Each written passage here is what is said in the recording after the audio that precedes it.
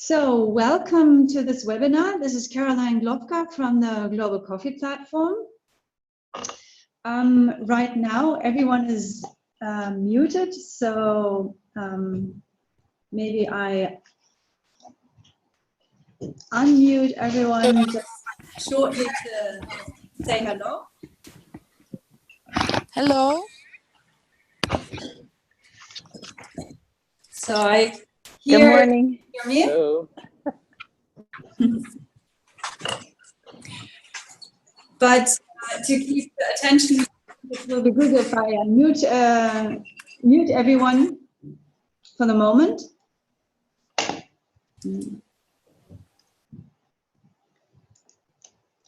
Hello. Do you hear me? Yes.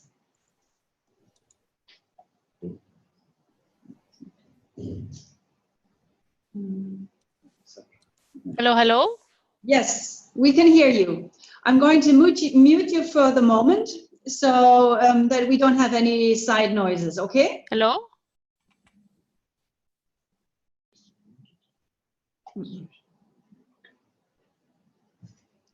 Yeah. So I think everyone can hear me. We will start this kickoff webinar, the Collective Action Network, Gender and Youth.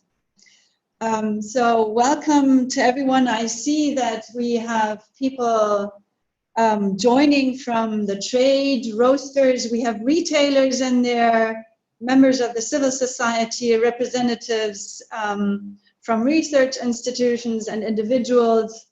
I see people from the Netherlands, from let's see who else we have here. So Germany, of course, and the US. So quite a few countries also represented here. I would also like to especially welcome Kimberly Eason from the Partnership of Gender Equity, who will also introduce their work, which has started already under this Collective Action Network, and our Deputy Director, Jenny Kwan.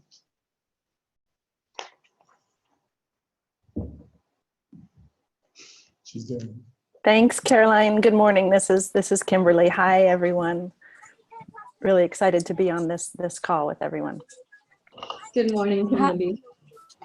Good morning. This is or good afternoon. This is Jenny Kwan. I'm the Deputy Director of the Global Coffee Platform.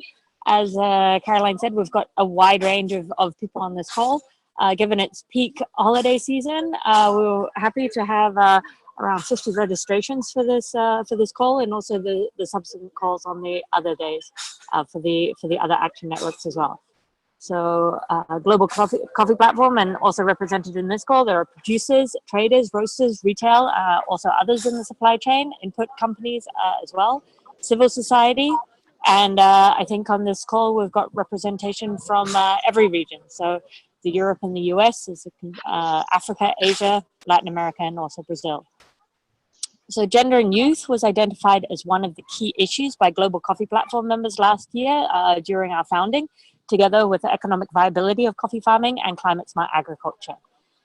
Gender equality being directly linked to the sustainable development goals of gender equality, and youth as being one of the critical issues facing the coffee sector right now, and also being one of 4 main topics addressed as generational takeover and labor at the World Coffee Producers Forum, the first one last week in Medellin in Colombia. Today, we'd like to welcome you to the Global Coffee Platform Gender and Youth Collective Action Network launch, to let you know what's going on and how you can participate and act going forward. Caroline already has introduced herself as being the main contact within Global Coffee Platform for this network, and we're very happy to be working with the Partnership for Gender Equity and Kimberly Eason on the gender part of this action network, building on their experience and network and the Way Forward report that they published a couple of years ago. And we'll also be telling you more about the work that we're doing together later on in this call.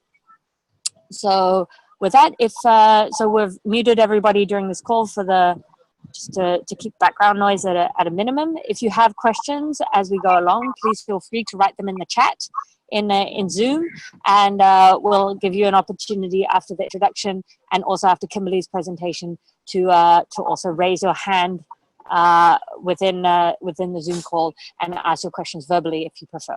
So with that, I'd like to hand it over to Caroline. Thank you, Jenny. So what we will cover today, you can see on the agenda here, is explain a little bit how our collective action networks work. And we are kicking them off now, so we also learn as we go along.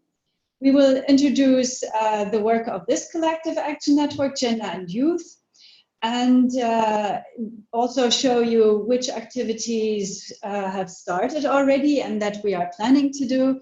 And then also discuss with you ideas and get feedback from what is important to you and what we maybe then take forward.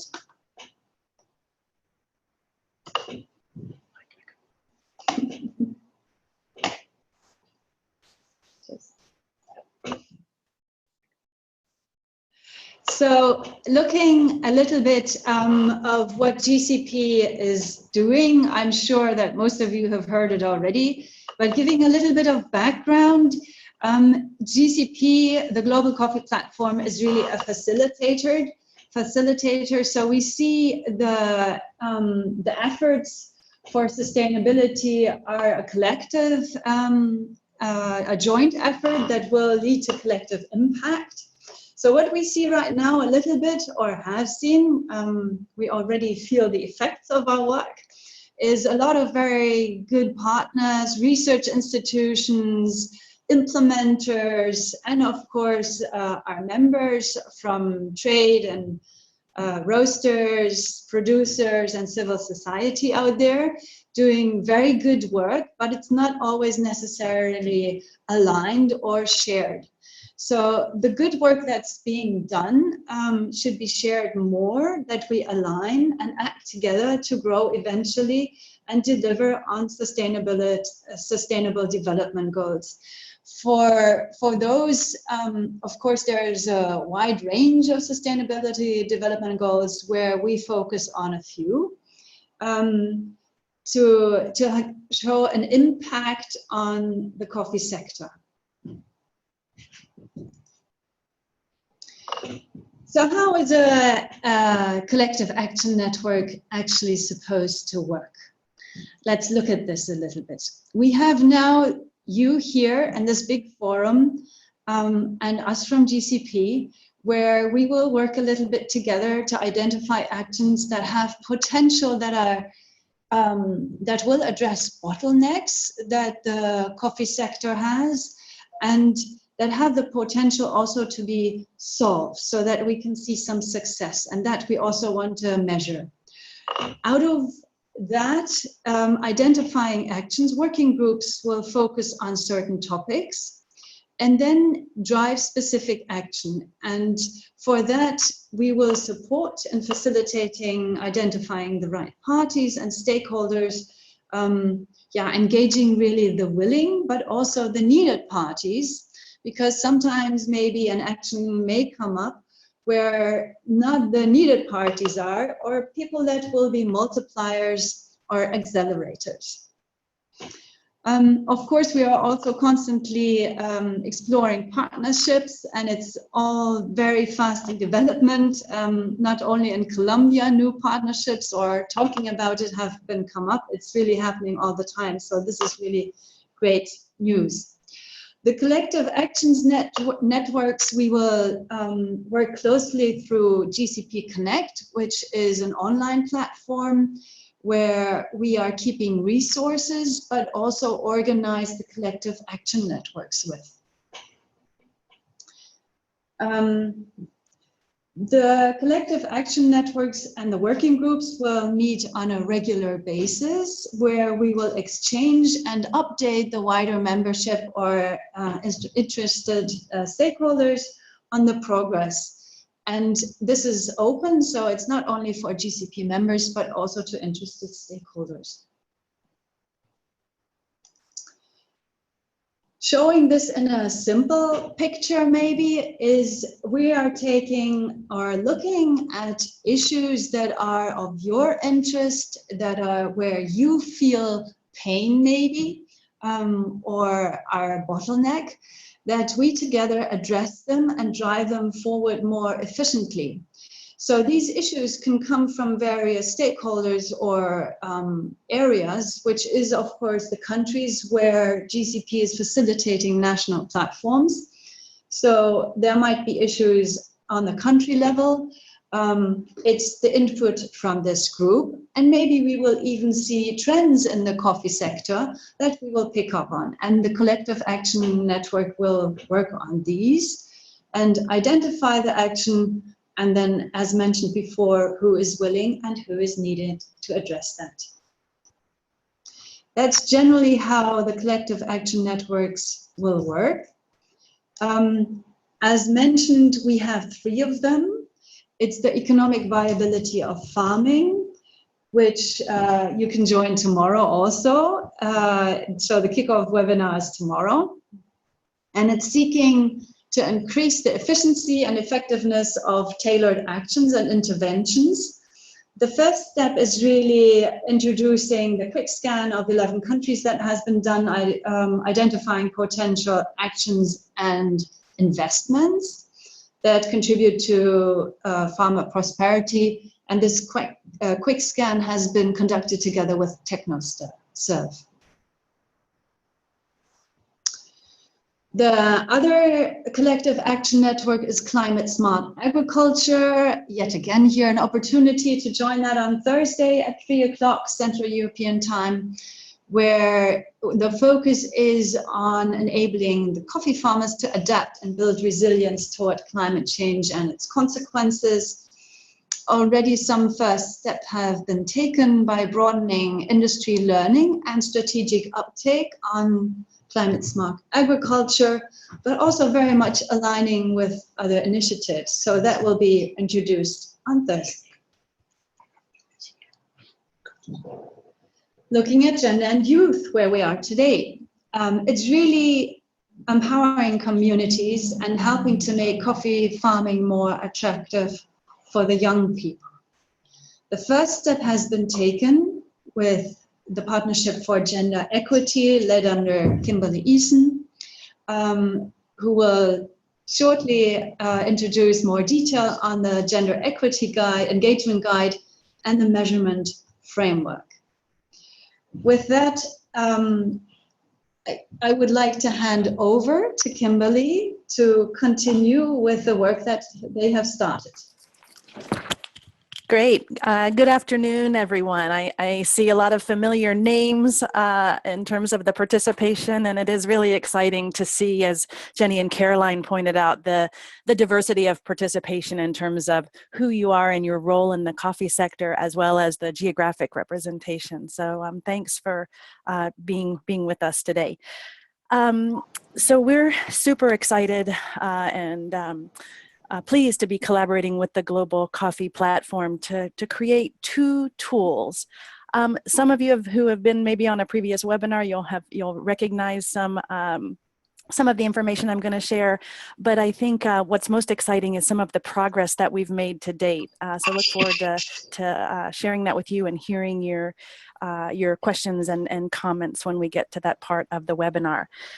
So just a short bit of background in terms of, why did we choose these 2 tools? In conversation with GCP and a number of GCP members and other industry thought leaders, go back up one, Caroline, please. One of the things we realized is that there was quite a bit of activity happening in the coffee sector on gender, and there were some good tools that existed out there, but we really still felt like there was a gap in the uptake overall. As you all know, the GCP, or formerly SCP, together with EVOS and AgriPro Focus, did an extensive project to pull out the guide of the Sustainable Coffee as a Family Business Toolkit. And there are a number of other resources out there where And yet we still feel like there's a great opportunity for industry to engage and involve more actively. So that's a bit of background on the, kind of why the engagement guide. And at the same time, many companies have said, yeah, we know this issue is important, but how do we get involved and how do we measure? So also too, kind of, hats off to GCP and SCP and the members over time who have agreed to measure, agreed to really understand and invest in data collection, how your activities in the supply chain are impacting sustainability. And so what we're doing with this common measurement framework is building out a more comprehensive set of indicators that can be added in. And for those companies who want to engage more deeply with gender, that you have a clear set of indicators that can help guide not just your own company activities, but also help to inform this broader collective action approach that we're all a part of. So the next slide is just for those of you who don't know anything about the Partnership for Gender Equity, we have been founded by the Coffee Quality Institute in 2014. CQI has been a member of GCP since early on, and we're excited about that. And so we're really pulling together kind of innovators in the sector to drive change toward collective action in a collaborative fashion. I think this is what's key is how do we work in a pre-competitive way. So I want to dig into some details on the engagement guide. The next slide, please, Caroline. So as I mentioned, we know that there are some valuable tools and approaches that are currently available and being applied in agriculture and coffee, but yet uptake is a little slower than we'd like to see. So the guide is meant to fill that gap and to help provide tools for all of us, industry actors, to engage more in the conversation about gender equity and identify step-by-step actions that will help to support gender equity within your own organizations and with your supply chain partners. And of course, the ultimate purpose is to provide key information about the issue and guidance on how to take action and invest and make sure that you have a positive return on your investment.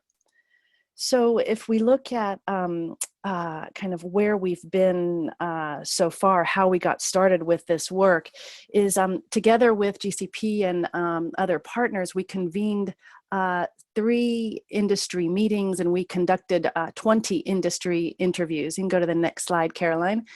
And we came up with these key themes, and I'll go through very quickly just to give you a sense, because these are the foundational themes for the engagement guide. So one of the things we saw is that there still is a lack of understanding and shared language about gender equity in the sector.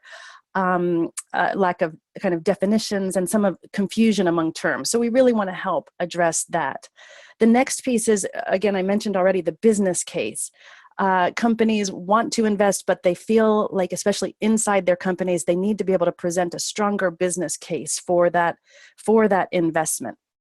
What we heard in addition, and very closely linked to the business case, is that we need data and key performance indicators that can link into that business case. If we invest in a certain way in this particular country, what kind of outcome might we expect? Again, we know that there are companies that are already collecting data and organizations that are doing a great job collecting data, but how do we analyze that, and how can we use that to support the broader collective action? We also heard a lot about the methodologies, interventions, and strategies. Again, there's a lot that's happening out there. But there's also a desire to make sure that these methodologies and strategies can fit into business as usual, business practices as usual, and that they're scalable. Then moving into the financing gender equity, a number of many companies are already financing different kinds of supply chain interventions, but it seems to be less so far in gender. And so with some of the financing options that are currently being employed for technical assistance and financial training and other infrastructure improvements and support, how can we also apply those to gender equity in investments? And then finally, the links between gender and youth. Of course, under GCP, there's the link between the two issues.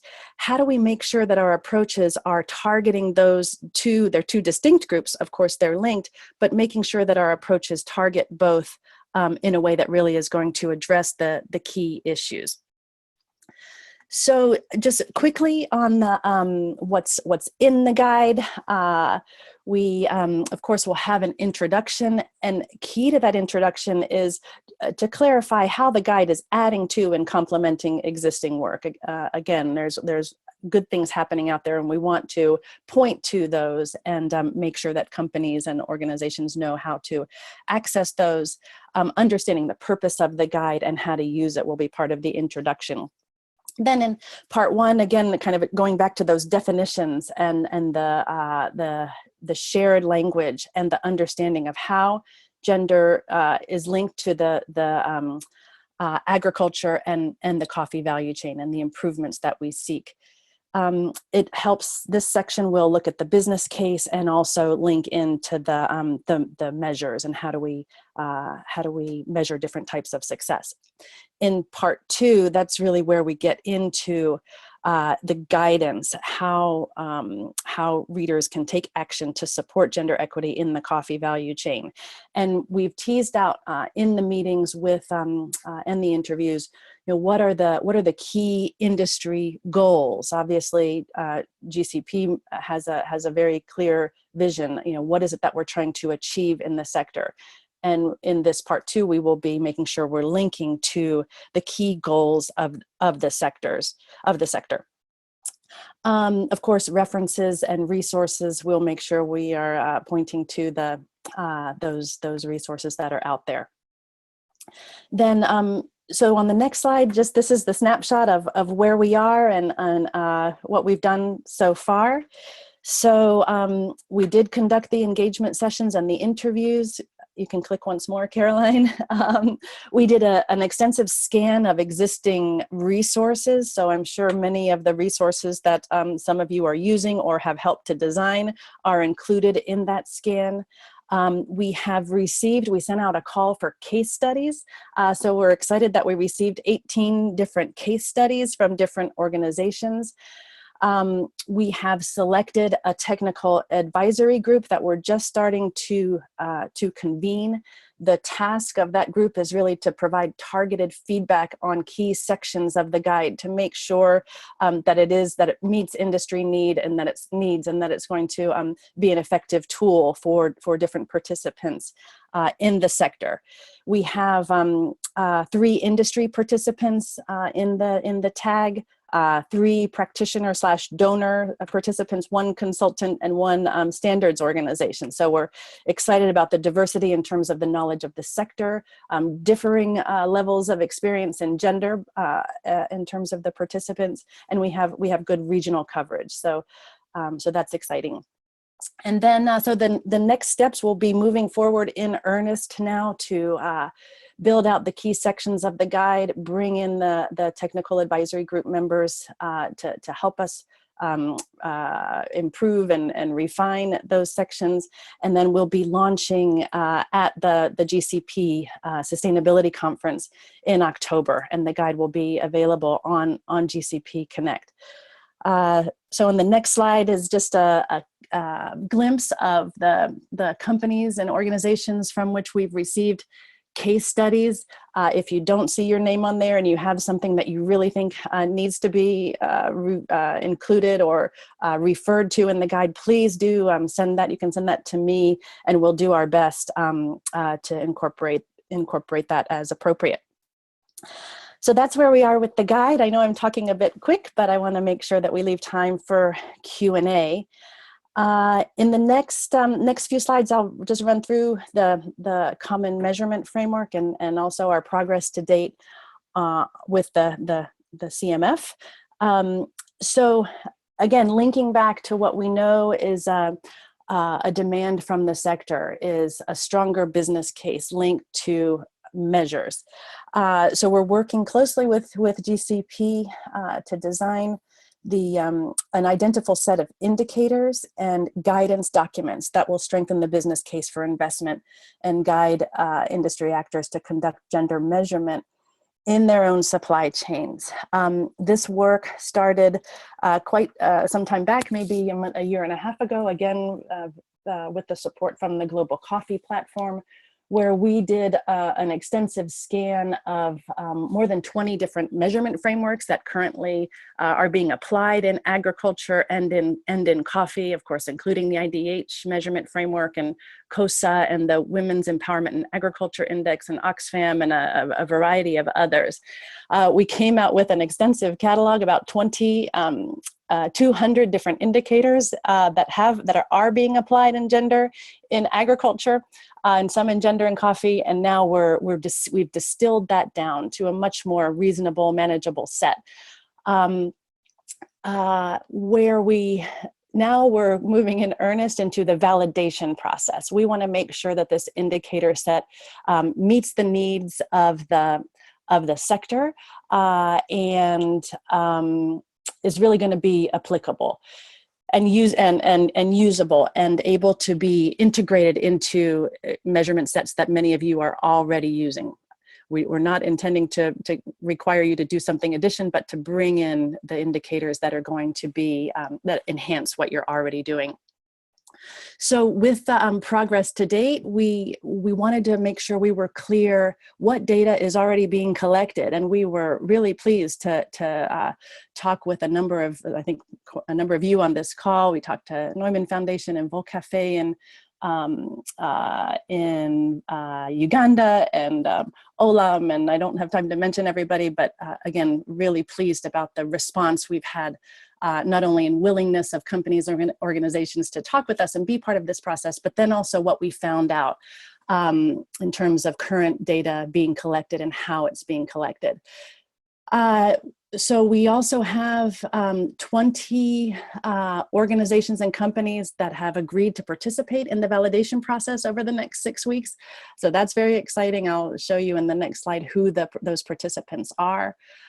We have conducted training webinars to share the process that we're undertaking and what we expect over the next 6 weeks. The idea is that organizations can use current data that they already have in their possession, or they can actually take it out into ongoing field data collection that's happening in the current moment. And then we have shared the indicator framework with the pilot participants. It's not yet available for sharing around publicly. We do want to do this work first and refine and improve, so that when we share something more broadly with all of you and the broader sector, that it's going to be something that we know is more fit for purpose. And then the next slide is just, kind of who is participating. And again, really excited about the kind of the diversity of participation, both in terms of geographic and position within the value chain. We've got companies from North America, from Europe, from global companies, roasters, traders, development agencies. So we have a really great group of participants, and we're just launching into that process. So it's going to be on both fronts a very busy next 6 weeks. So again, we're very excited to be collaborating with GCP and all of you, and look forward to continuing the collaboration, and happy to answer questions either that you have here and now in this webinar, and of course also via email, or if you're really curious of how you can get involved, I'm happy also to talk to those of you on the phone. So thanks very much, and open to any of your questions. Thank you, Kimberly. There has been one question here from Jan van Enden. Is there a specific format for the case studies? Yes, I can send that to you. We had an online form. We did our best to try to spread the word that case studies were due June 15th. Maybe we missed you. So I can send that. So if anybody's interested, I can send you the the link, and we can make sure you get the right format. Yeah, great. Okay, I will connect you then. Great, thanks. Thank you very much, Kimberly. I then would like to hand over back to Jenny.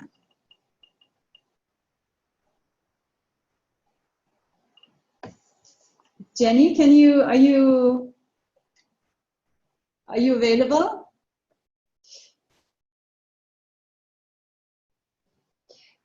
Okay, Jenny is having some internet problems, so we'll continue with the discussion. And so we've heard some work from Kimberly, what she's doing on gender and touching also on youth. There are a lot of activities actually, well, not so many activities going on in youth.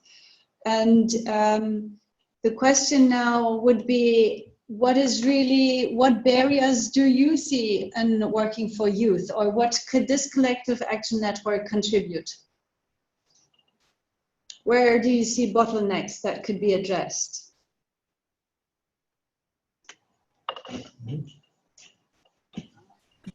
So we've started off doing a little bit of a quick scan on what activities are going on in youth, and given how much we've heard people talking about the effects of aging farmers and aging plantations and the effect that has on the long-term supply of coffee, we had expected more. And actually it was a relatively quick scan. We came up with less than half a dozen, so less than 6 initiatives globally that are going on around the world, mainly by standard organizations and by civil society.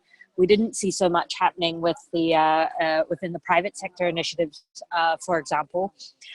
Within the Global Coffee Platform initiatives linked to the countries, in Tanzania, we're working on the increased involvement of young people in coffee production. We're in 3 regions. We're supporting land tenure and coffee production for young people with links to the market. And so youth group formation, training, and initial support to established coffee farms. And there we're also working together with the local government. In Colombia, we're doing a gender analysis of the coffee value chain, and that will also include parts of youth. But in general, yeah, we were hoping for more things to build on, and maybe there are things out there that we don't know about yet, or that people have ideas, but they can't find the right partners to kick them off with. So we're happy to have an open discussion now about what's on your mind, and with this important issue of the next generation of coffee farmers. Where do you see as potential actions that you would like to invest in, or partnerships that you would like to create to make a difference there? So please raise your hand so I can unmute you.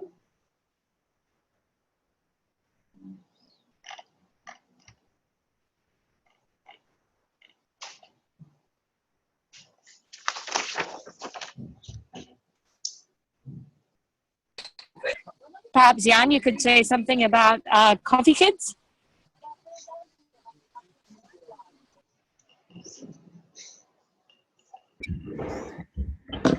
Yeah, hi, sorry.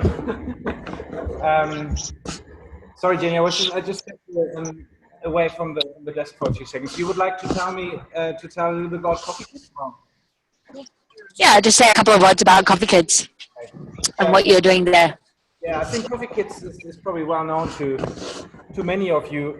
It's an NGO. Well, it's an NGO was founded in 1988 and was basically one of the first organizations working in sustainability in the coffee sector. Unfortunately, Coffee Kids came into financial difficulties around 3 years ago, so that Coffee Kids was looking for a new host. And at that stage, the Neumann Foundation offered to take over the programming of Coffee Kids and focused it much stronger on youth. So we started programming around 1.5 years ago in Colombia, Tanzania, and Central America. The main focus is on youth between 16 and 24 years, so basically young adults exactly in that age where they are in an age where they're starting to take over, possibly is taking over coffee activities from their parents. We're working also intensively together with the parents, because one of the key problems very often in rural areas is that farmers or the parents don't hand over land to youth. So we basically now identified 3 key components within our program, which is training, that is agriculture training and business training mostly. Mentorship, so we're looking for local mentors as well as for international mentors to help the youth to support them in their business and development, and then in the end we are providing some kind of seed capital to start businesses for young farmers. We focus, so the basis for our work is always coffee, obviously, but we also know that only focusing on coffee in the future will be very hard. So we're looking at also possibilities for young people to diversify income streams that can be on the farm, like other crops or animal raising, for example, but also off the farm, like small businesses, small shops, input shops. So we've got a number of a variety of different businesses with which youth are executing at the moment.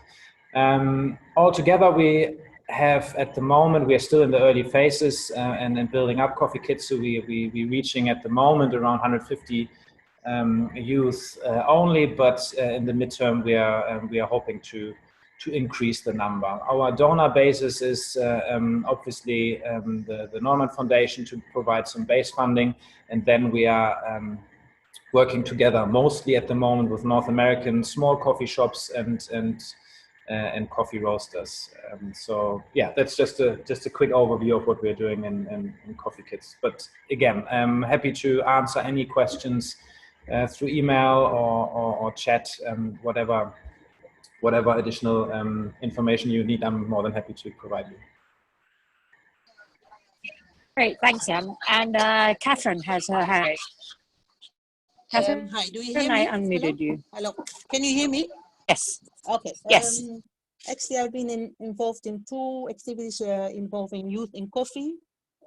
One is a summary of 5 case studies on best practices on youth in coffee, in which the Coffee Kids program in Nicaragua is also described. And the presentation is called "A Future in Coffee: Growing a New Generation of Coffee Professionals," which was published last year by HIFOS.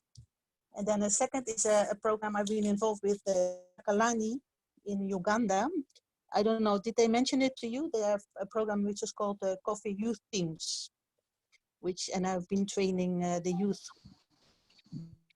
They have youth teams of 3 With people. Chagalani? No, not yet. Go ahead. With Anneke Fairmont, they have a program on coffee youth teams. And I've been training them last year, October. It was a program co-funded by DEG and Chakalani themselves. And it's training groups of 3 people of youth, both in the technical skills and also in the, the business skills on how to provide services to other farmers. So that is basically, and it's also been described in the coffee toolkit. There's a description of it a little bit already. So that's the two different programs I would like to mention in this regard. Great, thanks.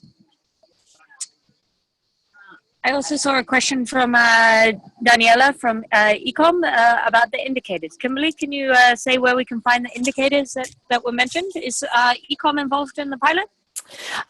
No, unfortunately, I reached out to different folks and we didn't get a response back. And so right now, the indicators are only available to those that are participating in the validation pilot.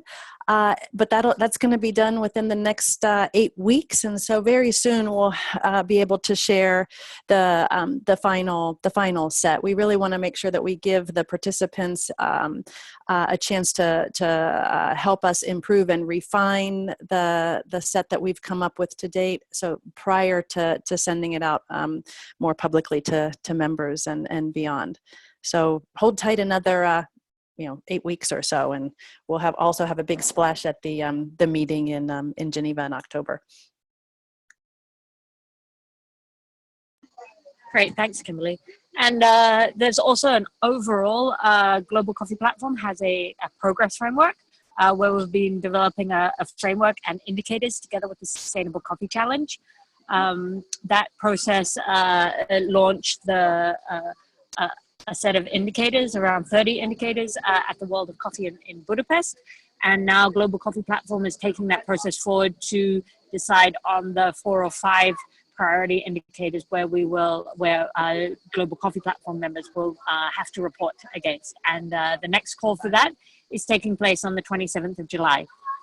So that's not just focused on gender indicators, that's focused on indicators for the coffee sector as a whole, towards the goals that Caroline mentioned earlier in the call. So that's thriving communities, farmer prosperity, and conservation of natural resources.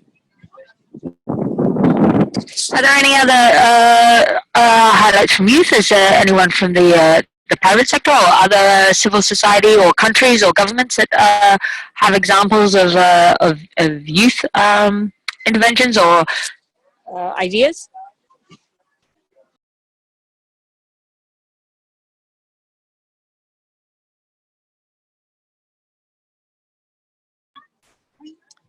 Maybe Caroline, we could. Do you have the Vietnam example handy?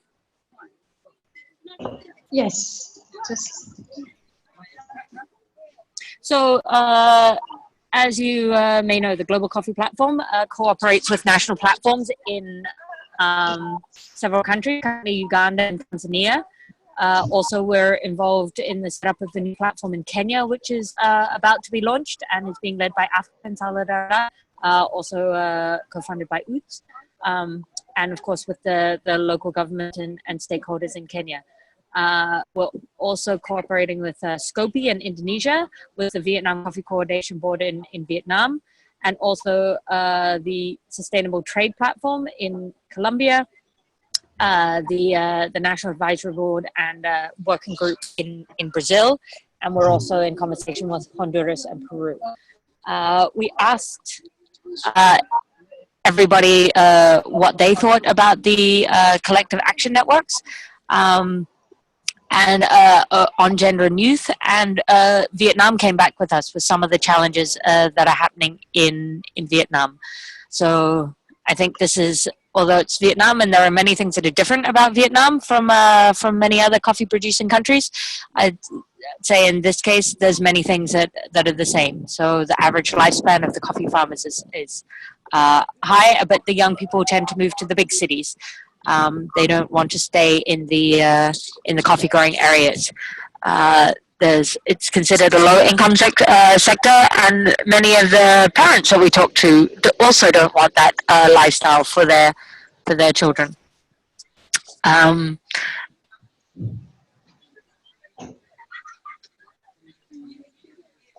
As you can see here, there's a small scale production. There's a big dependence on the middlemen, so there's not good access to markets. There's not good access to information. There's a lack of value addition at the farm side. Although in Vietnam, as you'll see in the economic viability study presented tomorrow, in fact Vietnam captures the highest percentage of FOB in the farmers, so they capture 95% of the value, and even then it's not seen as a particularly attractive occupation for youth going forward. And of course there's climate change, and one of the big issues in Vietnam is also water availability. So next slide, please.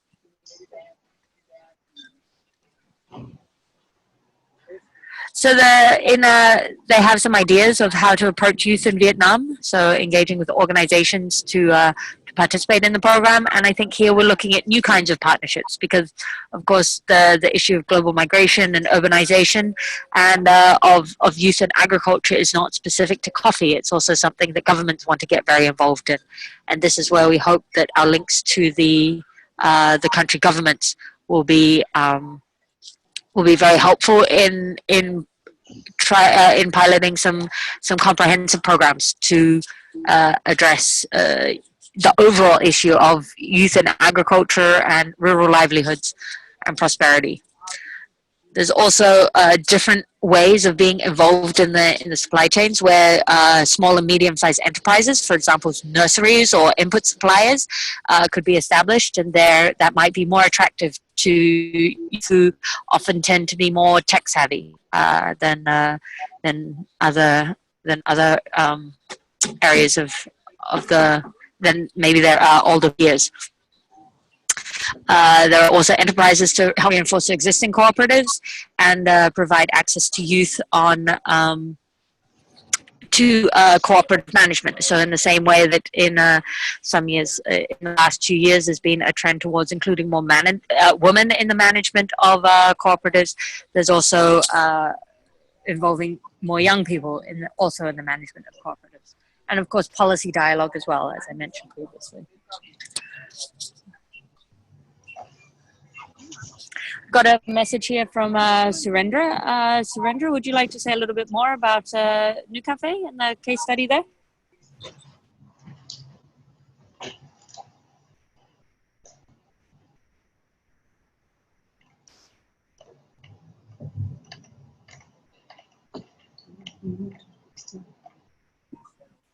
Surendra, you're unmuted.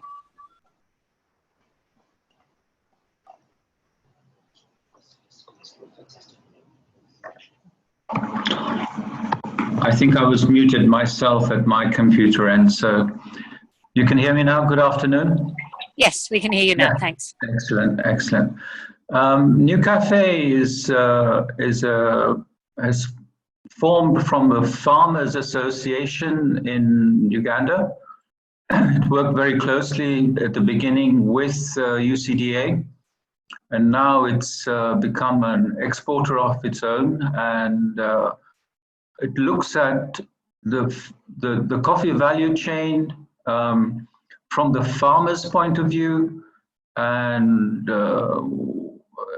has worked with many cooperatives as well as farming communities. Also in the north, when there was strife in the north of Uganda, and they teach or educate families at the village level by sending people who play act or animate, basically, or rather like a little bit of a stage show at the family level for the village to watch. And it's amusing as well as educational. And they've done excellent work in many parts of Uganda. I've participated in some of the initial 6 areas in Uganda where we had workshops, myself in English and Swahili, but there are 60 languages in Uganda, so some of the local people also translated everything, and then they picked up a lot from what I was saying, and they conducted the meetings themselves. Of course, attendants were mainly men to start with, but they obviously asked many questions, and there was a situation with the Muslims. Why should, if I have more than one wife, why should they all have the same say as I have, and things like this? But we conducted and created awareness, basically. So that was a good example of, and we also taught them what coffee is all about outside their sphere of knowledge, in the continent as well as in the world, and what the people who drank coffee also what they required, what the roasters wanted, what the traders needed, etc., etc. And we used the ITC exporters guide to a certain extent, together with the maps that are there for coffee production, population, etc. On Coffee Map. It was very good, very good. So it's a very good example of, and I think it should be included. And they may come up with a lot of indicators to this platform. The other thing I want to just say is what you said, Jenny, is regarding the young people do not regard that there is enough income. And I think we need to get rid of that idea that income is only in money terms, you know, and I think this is something that we need to teach the youth in order to make them realize, because they're far too young to realize unless they've gone through life to know that it's not only money that gets you by in life. So yeah, I was going to write that, but I've said it now. So okay, that's me ended. Great, thanks, Surendra. And yeah, we've also been in touch with New Cafe about their coffee family business management and succession planning initiative, which they're just they're creating a family business toolkit. So that should be interesting for them to participate in the future. Maybe I'll just give the word to Paul Kleinhofmeier from IDH. He's also got an example from Uganda. Paul? Yeah, thanks, Jenny. Hi, everyone. Like Jenny said, I'm Paul from IDH. We, some of you know, are spending the last couple of months looking into East Africa, seeing whether we can get some projects off the ground where coffee farmers are being supported with some of their other crops as well. And I wanted to share an example of an organization that we ran into in Uganda that could be an interesting case as well. It's an organization called Acorion, and they're basically set up by youth. And what they do is that they actually employ village agents, which you could compare with typical field officer in any type of capacity building project, and basically empower them to engage with the farmers through software tools to link them to various market players. And it's really a business model where these village agents receive their salary based on a commission of how they're able to sell certain services or link farmers to market access. So from those village agents, it's about 70% of them are youth and about 30% are female. So it's actually proven to be quite a nice model of engaging youth in agriculture, not necessarily in production per se, but certainly to attract them into the sector. It's beyond coffee, but they also work in coffee in Uganda. Great, thanks very much, Paul. There was also a question from Daniela from Ecom in Colombia about how to participate in this going forward. And yeah, we're happy to have everyone participate. This is a launch of the Collective Action Network, and we're just figuring out, okay, what should be the next steps? What do we know? What don't we know as a group? It was. I also saw just now that somebody put in the chat an example also with Secafe working on small farms. So it's it's great to hear the examples that we hadn't known about, and also the energy in the group to move forward on this. So please reach out to Kimberly if you have any questions, and to Caroline also if you have questions on the engagement guide or the indicators, and please register yourselves with Caroline if you're interested in discussing youth or what happens next in youth. Probably we'll start off with a quick scan about to do a little bit more in-depth dive on what's going on with youth in agriculture and specifically in coffee, and see what kind of learnings we can get from that in order to be able to take a next step. And of course, we'll also be in conversation in different countries, some of which have started already, to see what's going on there and how we can build on that. So I think as we're coming close to the top of the hour, Here are some dates for your diary. In July, as mentioned by Caroline at the beginning of the call, tomorrow is the launch of the Economic Viability of Farming Collective Action Network. There'll be a presentation from TechnoServe on the quick scan that was carried out in 11 countries, and looking at where to go next from that. We've already had some input from last week from the World. Of course, economic viability of farming is also a topic very linked to youth as well. So that's tomorrow at the same time, and the day after is the Climate Smart Agriculture kickoff, where we'll also be having a presentation by the Climate Initiative, led by the Northern Stiftung, and a quick scan that's already taken place there as well. On the 27th of July, as I mentioned, there's the next step with the progress framework indicators, where we're coming closer to defining which should be the key indicators that everyone should report against. Of course, there'll be a larger set which we hope to align across the industry, but this is specifically for GCP members, help out gathering a critical mass of data around similar comparable indicators, where we can measure the progress of the sector towards Vision 2030 and the Sustainable Development Goals and more sustainability. In August, there's more calls on the SPF, which is a Sustainability Progress Framework, where we'll be looking at and there'll also be a one-day training on climate change and strategy, being hosted by the Neumann Stiftung and Coffee and Climate in Hamburg. That's on the 23rd of August, if you're interested in that. And key dates also, please put in your calendar, Wednesday, 4th of October is our Global Coffee Sustainability Conference, where, as Kimberly mentioned, the engagement guide will be launched, and we'll also have a number of other things in the other action networks, as well as the Progress Framework, GCP Connect, and the GCP Baseline. So the theme of that conference will be Economic Viability of Farming. It will take place in Geneva on Wednesday, the 4th of October. And then for those of you who are members, on the 5th of October is a membership assembly, where we'll be electing new members of the board, and also endorsing the strategy for next year and towards the 2020 goals for the Global Coffee Platform.